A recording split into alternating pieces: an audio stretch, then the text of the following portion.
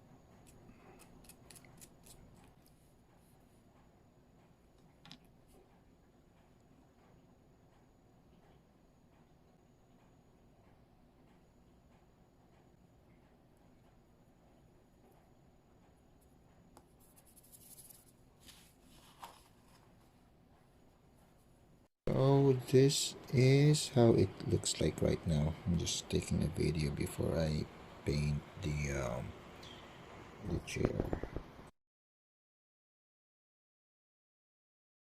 Yeah, this one, baking soda.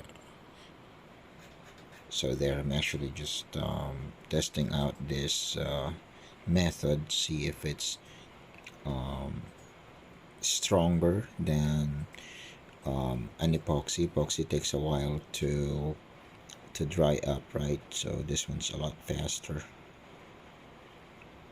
All right.